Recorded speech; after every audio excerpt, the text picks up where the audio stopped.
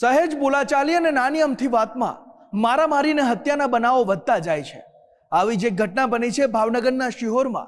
એક યુવકે નાની અમથી વાતમાં યુવકને તીક્ષ્ણ હથિયારના ઘા ઝીકી મોતને ઘાટ ઉતારી દીધો।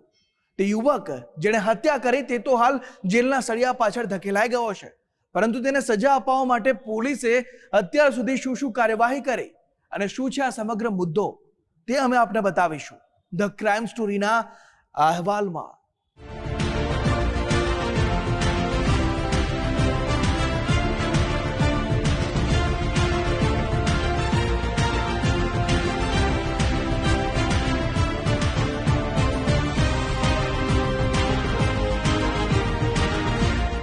સૌરાષ્ટ્રના જિલ્લાઓમાં નાની નાની માથાકૂટમાં વાત હત્યા સુધી પહોંચી જતી હોય છે। રાજકોટ, અમરેલી, જૂનાગઢ જેવા શહેરી વિસ્તારોની સાથે જ હવે અંતરિયાળ ગામડાઓમાં પણ અંગત બંદૂકમાં હત્યાના બનાવ સામે આવી રહ્યા છે। ભાવનગરના સિહોરના ચોરવડલા ગામે એક યુવકની ક્રૂરતાથી હત્યા નિપજાવવામાં આવી। એક જ ગામના બે યુવકો લાલજી ગલાણી અને હાર્દિક પરમાર વચ્ચે કોઈ કારણસર ઉગ્ર બોલાચાલી થઈ। આ સમયે રાહુલ નામના અન્ય વ્યક્તિએ દરમિયાનગીરી કરીને બંનેને છોડાવ્યા। હાર્દિક પરમાર વિવાદ શાંત પાડવા પોતાના ઘરે જતો રહ્યો, જોકે લાલજીએ ઝઘડા સમયે બોલેલા અપશબ્દો હાર્દિક પરમારના મનમાં ઉશ્કેરાટ ફેલાવતા રહ્યા। મૃતક લાલજી ગલાણી તો ઝઘડા બાદ જાણે કંઈ બન્યું ન હોય તેમ વાડીએ રાખેલા હિંચકા પર જ સૂઈ ગયો, પરંતુ બીજી તરફ હાર્દિક પરમારના મનમાં જાણે ખૂન સવાર હોય તે મધરાતે 1:30 થી 2 વાગે ફરી એકવાર ઝઘડાના સ્થળે પહોંચ્યો અને મૃતક લાલજીને તીક્ષ્ણ હથિયારના ઉપરા છાપરે ઘા મારવા લાગ્યો। આ હિચકારા હુમલામાં માથું ફાટી જતા લાલજી ગલાણીનું સ્થળ પર જ મોત નીપજ્યું। મોડી રાત્રે બનેલા હત્યાક્રમની જાણ મૃતકના પરિવારજનોને વહેલી સવારે થઈ। મૃતકના સગા અને માલધારી સમાજના યુવાનોએ લાશને સિહોરની સરકારી હોસ્પિટલમાં પીએમ અર્થે ખસેડી। મૃતકના ભાઈ મહેશ ગલાણીની ફરિયાદના આધારે પોલીસના ઉચ્ચ અધિકારીઓની આગેવાનીમાં મોટા કાફલાએ ઘટના સ્થળે પહોંચીને તપાસ હાથ ધરી। માલધારી સમાજના આગેવાનોએ હત્યારા હાર્દિક પરમાર વિરુદ્ધ પોલીસ સજ્જડ પુરાવા એકઠા કરીને આકરી સજા અપાવે તેવી માગણી કરી છે।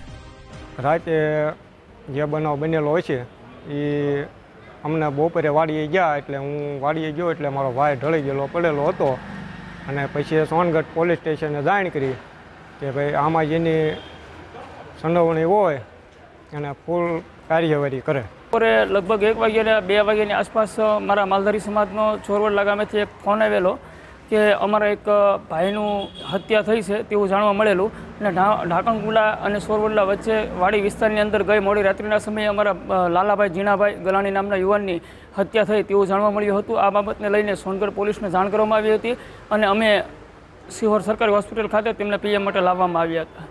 હાલ અત્યારે સોનગઢ પોલીસ તપાસ હાથ ધરી રહી છે અને જે કોઈ આરોપી હશે તેને વહેલામાં વહેલી તકે ઝડપી લેવામાં આવશે।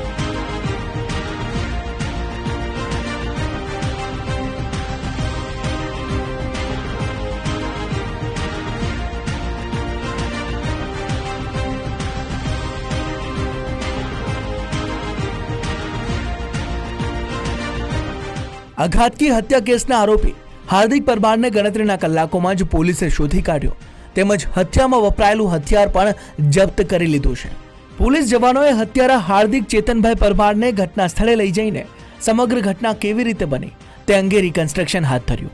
આ કેસમાં FSL જવાનોને સાથે રાખીને હત્યારા વિરુદ્ધ અગત્યના પુરાવા એકઠા કરવામાં સોનગઢ પોલીસને સફળતા મળી છે।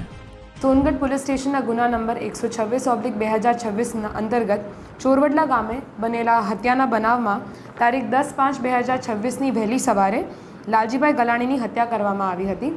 આ ગુના અંતર્ગત આરોપીની અટક કરવામાં આવી છે। ગત સાંજે 16:45ના આરોપી હાર્દિકભાઈ પરમારની અટક કરવામાં આવી છે। અત્યાર સુધી તપાસમાં પ્રત્યક્ષ થાય છે કે હત્યાનું કારણ બંને વચ્ચે થયેલ બોલાચાલી અને ગાળાગાળી છે। આગળની તપાસ હવે શરૂ છે। સિહોર તાલુકાના ચોરવડલા ગામે રહેતા સર્વ સમાજના લોકોમાં હત્યાકાંડને લઈ આક્રોશ ફેલાયો છે।